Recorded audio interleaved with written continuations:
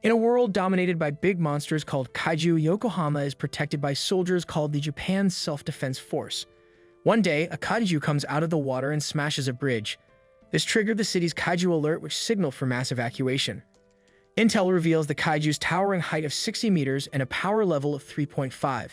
And as they don't see anything nearby on their thermal cameras, they got permission to attack the Kaiju. Since the attack happened in Yokohama, the 3rd Division unit will be the ones to handle the attack. From the helicopter, the captain maneuvers towards strategic cover, while infantry units bravely confront the colossal threat, diverting its attention. The captain locates the perfect vantage point and unleashes an explosive projectile, detonating the Kaiju's chest, which one-shotted it in an instant. After that, a cleanup team comes to clean up the mess. Our main character Guy enjoys a burger before starting his work. He scouts the aftermath, which looks like your bedroom. Even though it's messy, he's happy because he'll get paid extra for working overtime. After the Kaiju is defeated, the skilled members of the 3rd Division, under the leadership of Captain Ashiro, are hailed for once again ending the threat without any casualties. The group has become Yokohama's heroes, celebrated as the true protectors against the Kaiju threat. In the midst of the parade, Kaka Hibino, our humble king, feels somewhat out of place. While everyone cheers and the media shines their spotlight on the heroes, Kaka knows his battle lies somewhere else. As the cleanup crew, Kaka's team not only has to clear the mess but also collect samples from the defeated Kaiju. Requesting a heat chainsaw to cut through the tough fat, their crew faces an unexpected accident and one of the Kaiju's organs explodes, injuring a worker. Kaka complained that each time the 3rd Division springs into action, they leave behind a dangerous mess, making their work more challenging. But that's not the crew's only problem. Despite the massive mess left by the 60-meter creature, they're ordered to finish cleaning by the weekend. And the worst part, Kafka was assigned to tackle the intestines, a task no one else wants due to its unpleasant nature. Legend has it that workers assign their go without eating for a long time due to the nature of the job. Returning home exhausted, Kafka is haunted by the lingering stench of the Kaiju's remains. He tries to rid himself of it, but it persists, becoming a constant reminder of his work. Meanwhile, the TV highlights the heroic deeds of the 3rd Division and its leader, Mina Ashiro. Kaka recalls his promise to Mina to exterminate Kaiju together, but reality sets in as he realizes how time has passed and his ambitions have changed. After turning off the TV and seeing his reflection, Kaka questions how he ended up where he is. Briefly contemplating his life, he feels a surge of anxiety, but eventually settles with the idea that he's providing an important service for society, affording him a decent roof over his head, which for him is more than enough. The next day at work, Kafka can't shake off thoughts of the previous day's news. Upon arriving at the service headquarters, he meets Rino Ichikawa, a new intern from Ezumo Tech. Takuda, a colleague, jokes that Ichikawa dreams of joining the defense force, much like how Kafka once did. This teasing prompts Ichikawa to question why Kafka gave up on his dream. Although the topic makes him uncomfortable, he tried to hide his frustration, explaining that he did his best, but growing up taught him that not every dream comes true. However, Ichikawa refuses to accept defeat, vowing never to give up on his dream. During their shift, Mike's team tackles cleaning the bones while Yoshinura's team starts partitioning Kaiju legs. Kaka smiles when Ichikawa is sent to the intestines, thinking he's saved by another newcomer from the smell of sewage. But luck isn't on his side as he was sent there for the 2nd consecutive day. During break time, Ichikawa struggles to maintain his tough facade after the work in the intestines. Kaka tries to lighten the mood by joking about Ichikawa's nausea, but he himself fights the urge to throw up. Unable to eat, Kafka offers Ichikawa a liquid multivitamin to help him through the rough afternoon, along with nasal plugs to combat the lingering smell. After their break, Kafka and Ichikawa resume their grueling task of dealing with the Kaiju intestines. Sunset then came and they bid farewell to their colleagues as they wrapped up the day's work. Kaka felt some relief that they had finished the grossest part of the Kaiju. Taking a moment to rest, Ichikawa thanked Kafka for helping him through his first day. But before leaving, he mentioned that the Defense Force had raised the age limit for enrollment to 32, mentioning that he noticed how bitter Kafka was when he was talking about his dream. As Ichikawa walked back home, Kaiju suddenly emerged, attacking him. Reacting quickly, Kafka saved his colleague from the monster's jaws. When the Kaiju tried to attack again, Kafka intervened once more, saving Ichikawa's life a second time. Urging Ichikawa to run and get help, Kafka reminded him that he couldn't join the Defense Force if he ended up 6 feet below. Reluctantly, Ichikawa left, leaving Kafka to lure the creature away. Running as fast as he could, Kafka led the Kaiju until he found a steep opening where the creature couldn't follow. Escaping through the corridor, Kafka jumped out of the window on the other side. In that moment, memories flooded back of his childhood with Mina, where they mourned the destruction caused by the Kaiju. Mina criticized Kafka for only caring about his Pokemon game in such dire circumstances, as she was saddened by the passing of her cat Miko, who died because of the Kaiju's rampage. In a moment of shared determination, Kafka and Mina both declare their intention to join the defense force simultaneously, as they challenge each other on who will become the cooler officer first so they can fight together against the Kaiju threat. Snapped back to reality, Kafka soon finds himself alone facing the hideous creature. Grabbing an iron bar from the ground, Kafka tries to confront the Kaiju, frustrated for not being in the defense force. But the enemy's strength and speed overpowered him, throwing him into the air and leaving him at the mercy of the Kaiju's impending attack.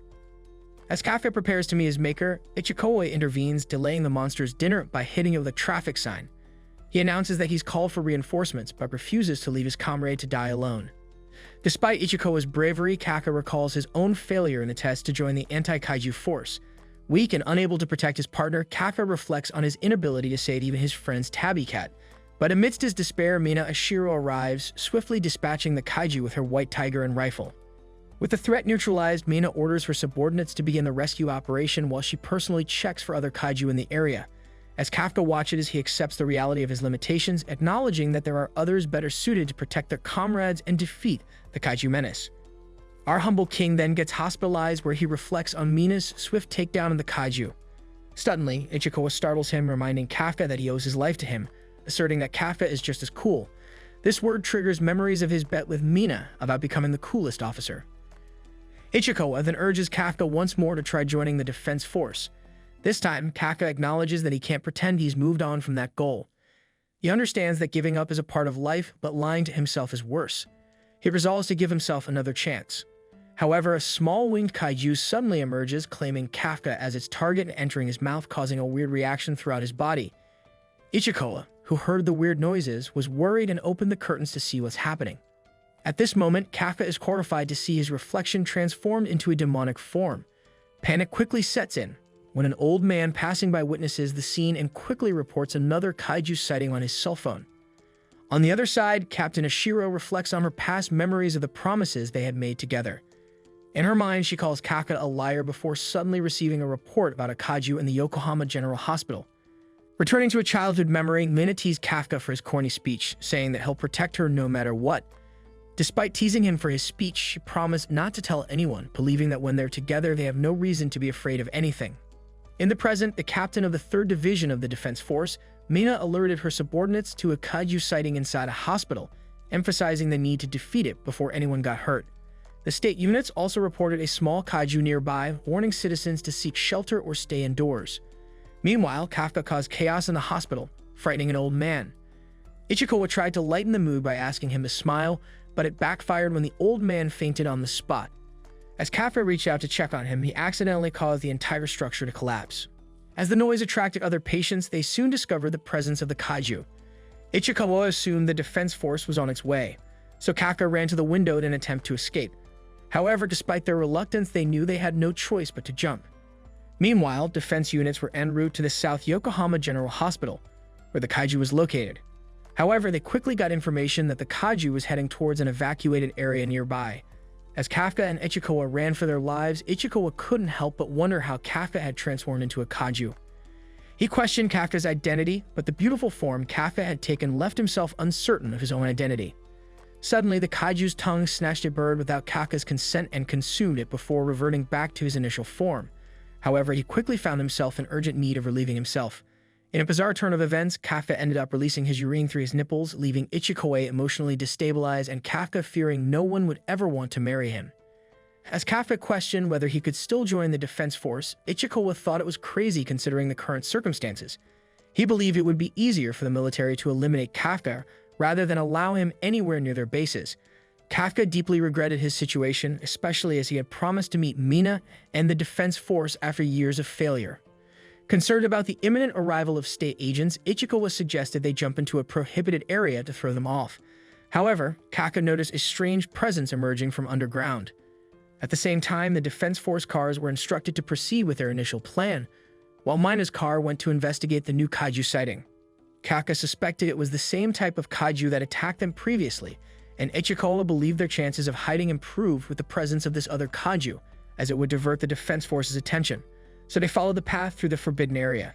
Meanwhile, The emergence of the other kaiju caused devastation elsewhere, trapping a mother under the rubble of her home. Her daughter cried desperately as the mother urged her to run away. Despite having no chance of saving her, the girl attempted to rescue her mother by any means possible. As the monster destroyed the house around them, her mother cried in despair for being unable to protect her. The kaiju loomed over the little girl, its mouth open and ready to swallow her whole, when suddenly Kafka intervened, delivering a powerful punch that sent the creature flying hundreds of miles away. Even Kafka himself was astonished by the incredible strength displayed. Attempting to reassure the terrified child, Kafka tried to smile, which resulted in causing her more panic. Ichikawa soon arrived, and together they lifted the rubble. He discovered that the mother was unconscious but unharmed, comforting the child.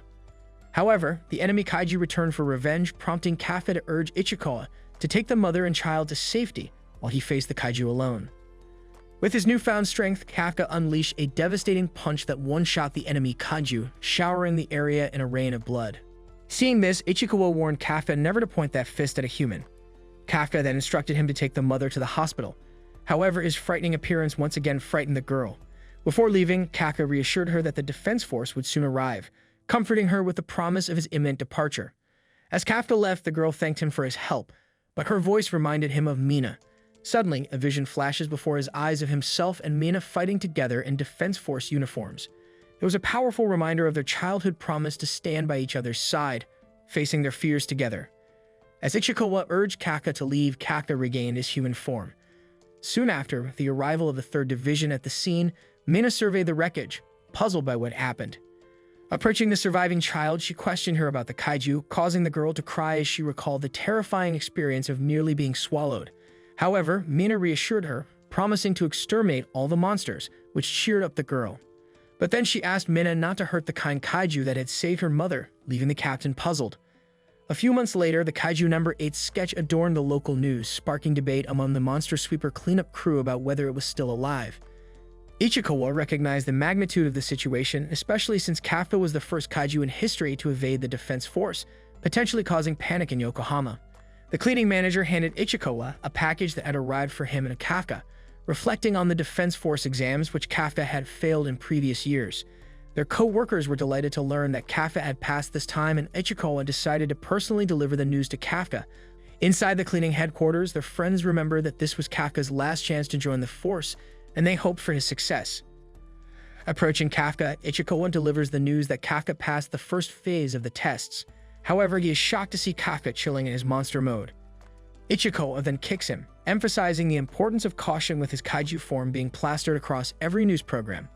Reminding Kafka of their return to the hospital to clear their names, Ichikawa hands over the test result, though he doesn't seem overly happy. Kafka reveals that he's always been eliminated in the 2nd phase, acknowledging that it's not yet time to celebrate. Ichikawa questions how Kafka will navigate the test with his new body, but Kafka assures him he'll maintain his disguise. Despite officials being scattered everywhere during the 2nd phase, Kafka is determined to participate, given that this is his last chance after dedicating much of his life to it.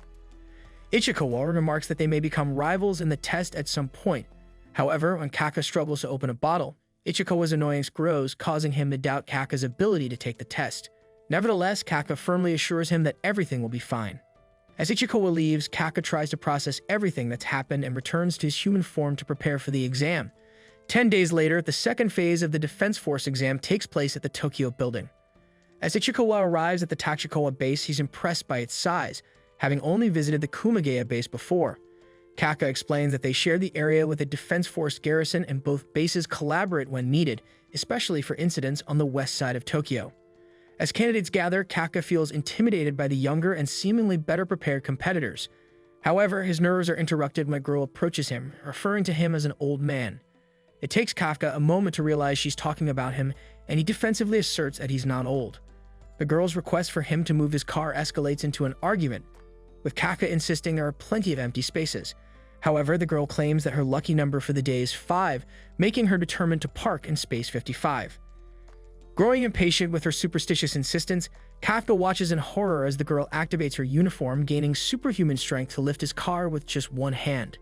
Shocked, Kafka and Ichikawa can only watch as she effortlessly tosses the monster sweeper vent aside, leaving Kafka in a panic over the damaged company vehicle.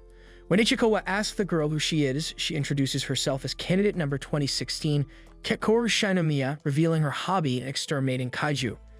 Recognizing the surname Shinomiya, Ichikawa is taken aback. As the girl approaches Kafka once more, she bluntly tells him he smells like a kaiju. Seeing this, Ichikawa quickly clarifies that they're part of the kaiju disposal unit, but Kekoru continues to be shocked when Kafka effortlessly lifts his truck.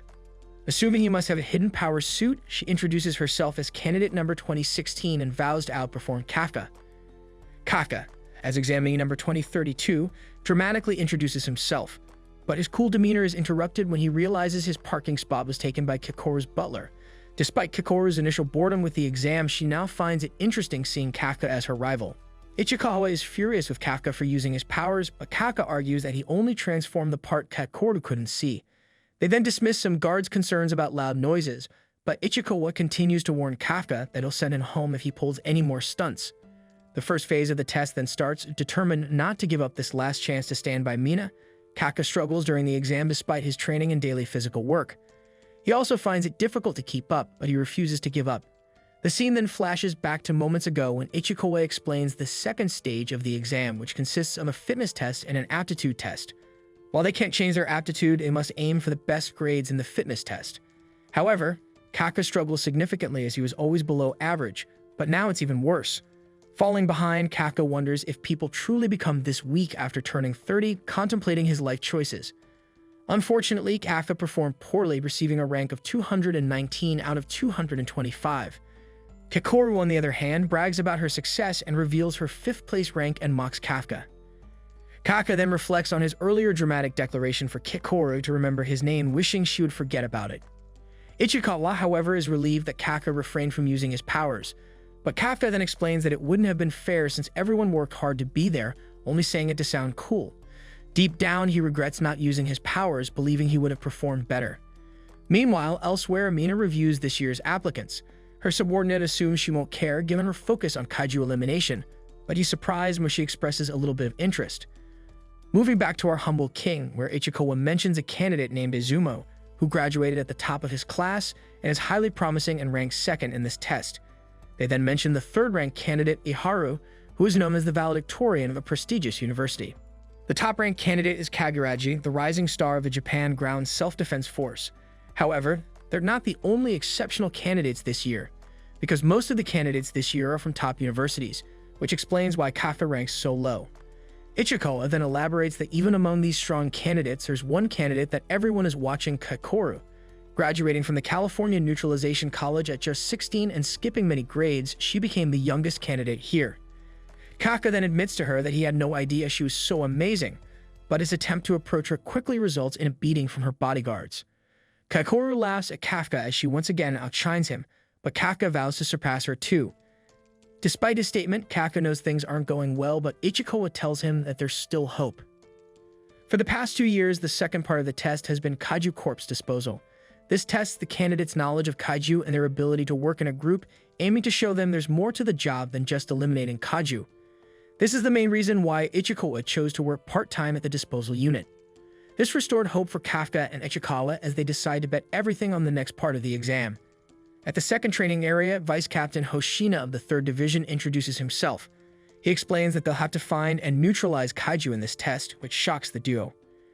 Kafka's excitement turns to shock when a powerful kaiju attempts to attack Hoshina, only to be stopped by security measures. While Kafka is taken aback, the top candidates eagerly anticipate this part of the exam. Hoshina then emphasizes the danger of this part of the exam, explaining that they'll be wearing Izumo tech gear for protection. As Ichikawa tries on the combat suit, he's amazed by its capabilities. The suit analyzes his body measurements and adjusts its shape specifically for him, becoming one with his body. He even feels his muscles getting stronger. These are the Kaiju Defense Force combat suits made from organic material taken from Kaiju, massively multiplying the combat power of its wearer. On the other side of the facility, Hoshina begins measuring the unleashed combat power of those wearing the suits. Ichikawa's combat power is at 8%, Izumo's at 18%, Kaguraji's at 15%, and Haru's at 14%. Unleashed combat power indicates how much of the suit's power the examinee was able to draw out. He then mentions that even after extensive training, it's usually around 20%, and they're lucky if they get one applicant a year above 10%. These three candidates are all over 10%, leading Hoshina to wonder whether this year would be the golden year. Suddenly, everyone is shocked when Hoshina reveals that Kakoru's unleashed combat power is at a staggering 46%. Hoshina is in awe as she's already at the level of a platoon leader despite not yet joining the force, suggesting it might be a new record. Despite being disappointed in himself for only reaching 8%, Hoshina reassures Ichikawa that it's still pretty good for a first attempt. As long as the candidates don't have a 0, they will pass. Hoshina explains that he's never seen a 0 before, emphasizing that there's a first time for everything.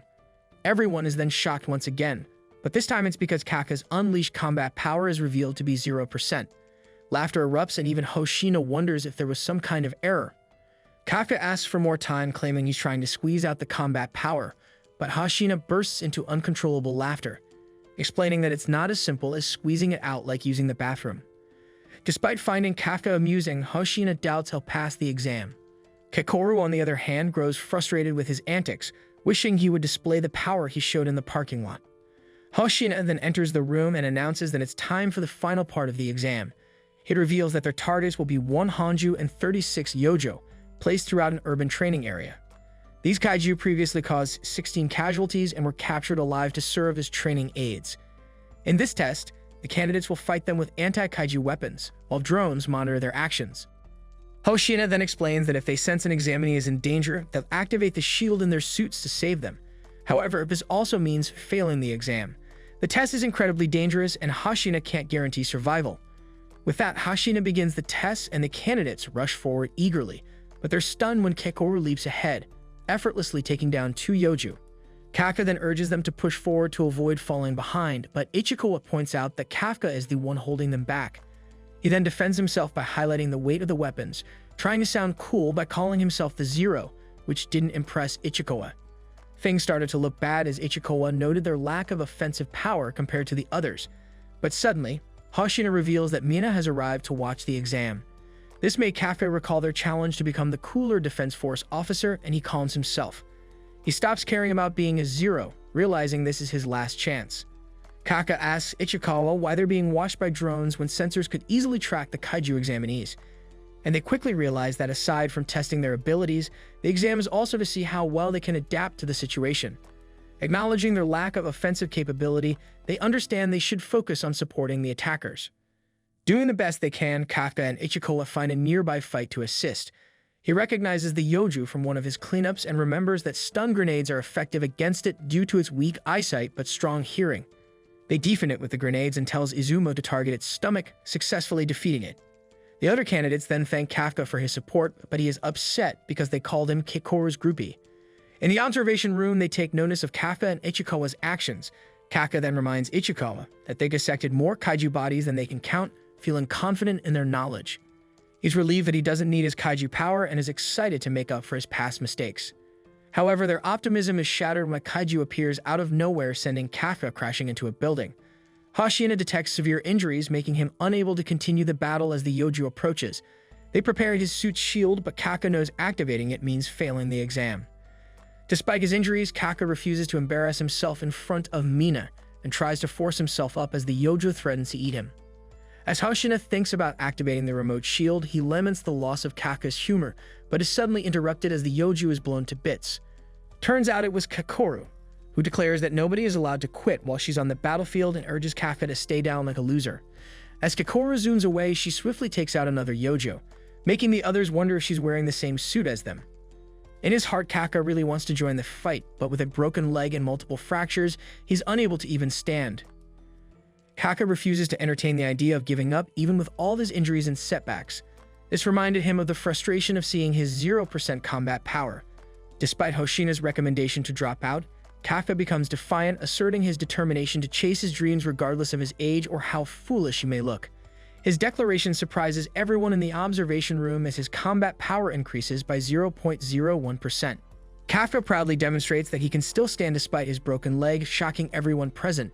Hoshina then decides to allow him to proceed with the warning that he will activate the shield if necessary. However, Kafka initially suggests that Ichikawa should continue without him as agreed, but Ichikawa chooses to support him instead, showcasing their mutual determination. Though embarrassed, Ichikawa carries Kafka, who relies on his knowledge to handle the approaching threats. As they move forward, Kafka instructs Ichikawa to follow Kikoru's lead, impressed by his friend's speed.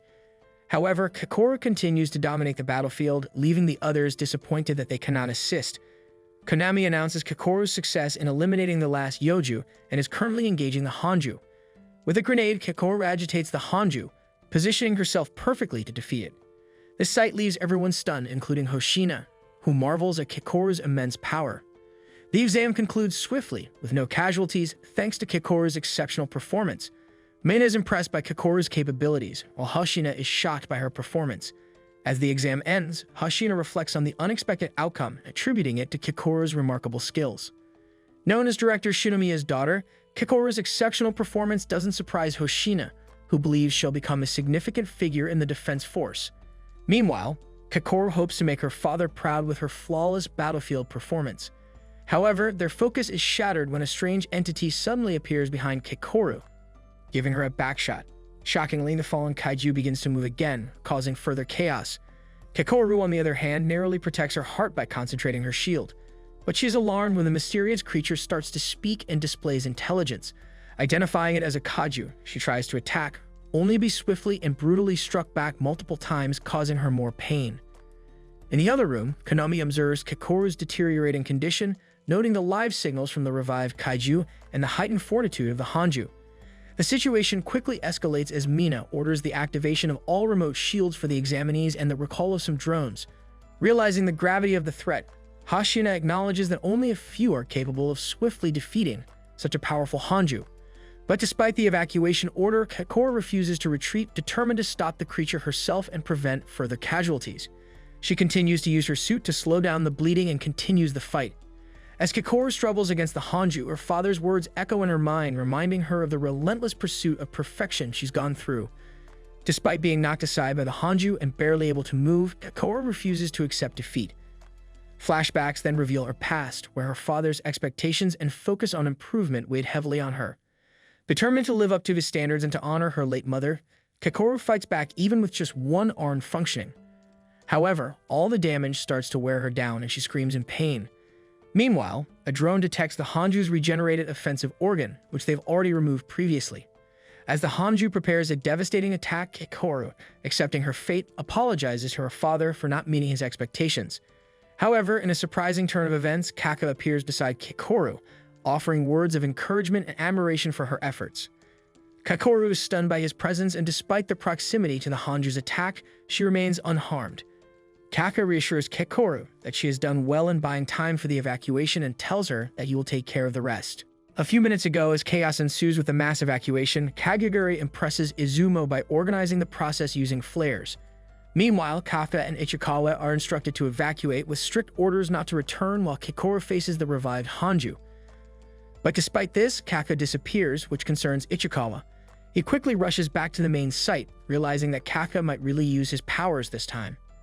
Back to the present, Kikoru is in shock by Kafka's transformation into a Kaiju, unable to even comprehend how he managed to do so.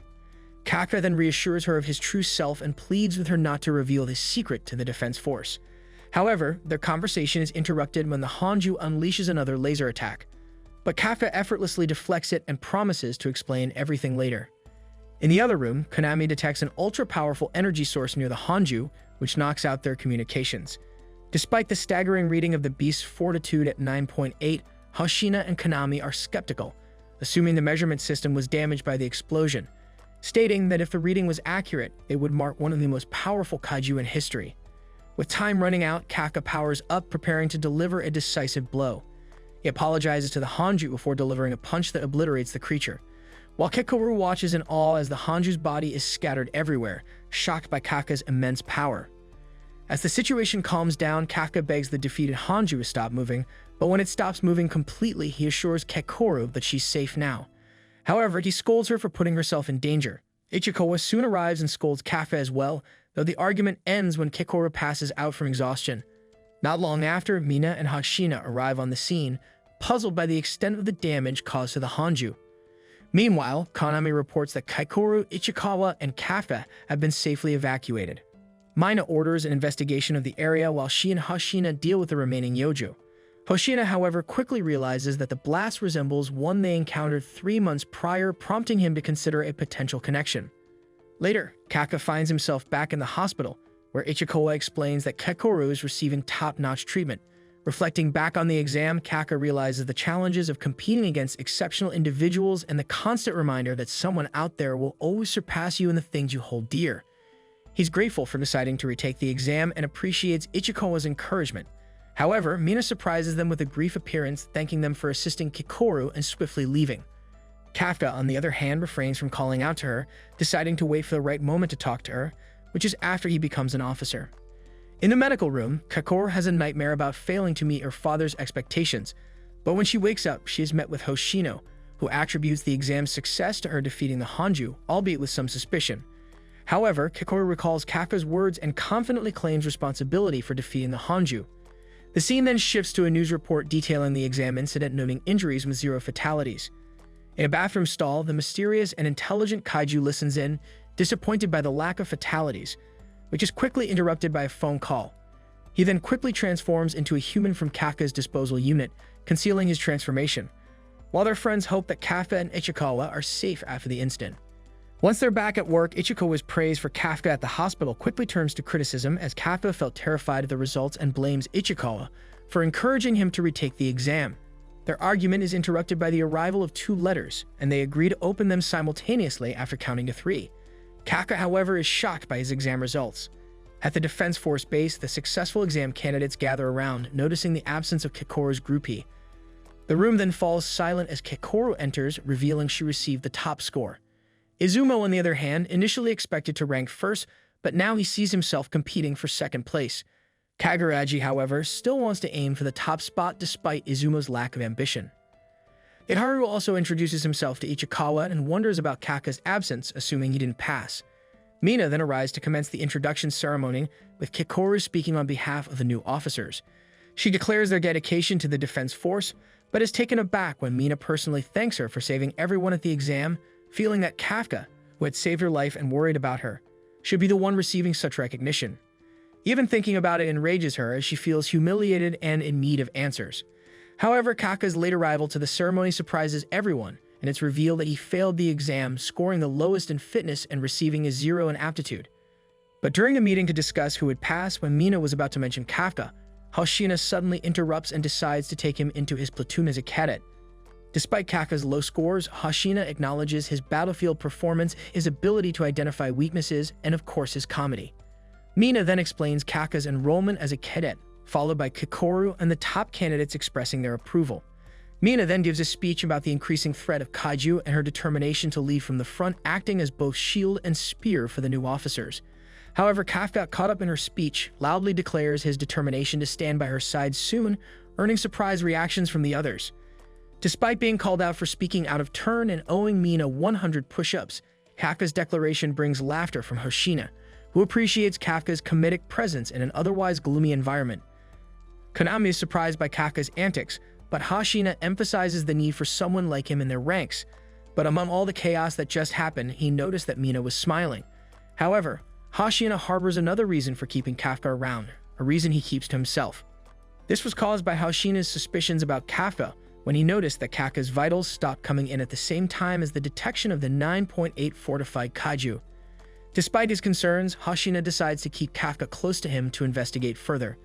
Meanwhile, everyone cheers as Kafka completes his 100 push-ups, and Kekoru asks to speak with him privately.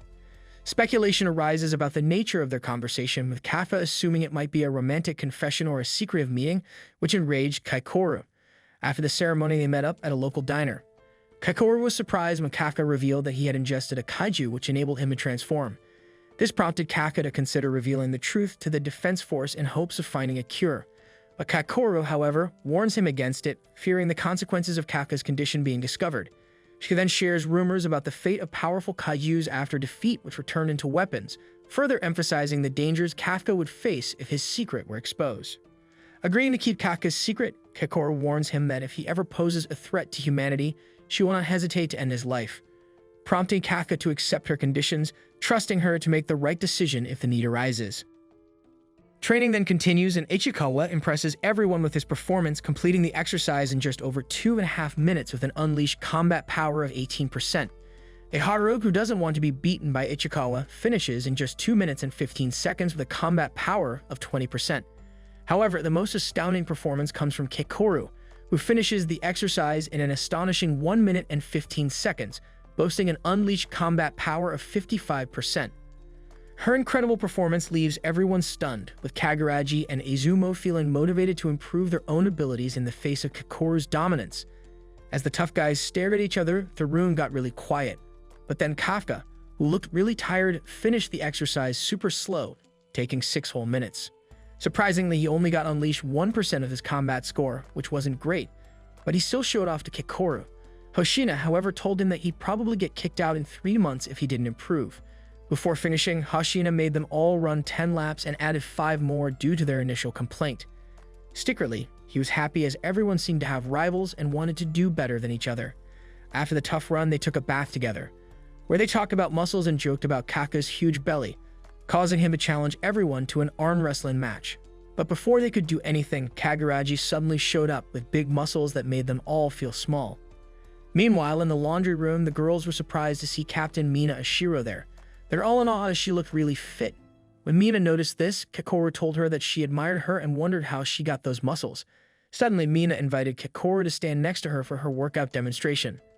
Later, in the bathhouse, the guys talked about why they joined the defense force, starting with a Haru who said that he wanted to be a hero like Captain Mina Ashiro, who had saved him when he was in middle school. Turns out, all the guys shared the same dream of becoming heroes inspired by Captain Mina Ashiro. Kafka was amazed at how she inspired so many people, and Ichikawa called her their generation's superhero. When the guys asked Kafka why join the forces, they were shocked to learn that they were childhood friends who made a promise to each other. But when Kafka tried to sneak away, the guys stopped him and demanded to hear the rest of his story.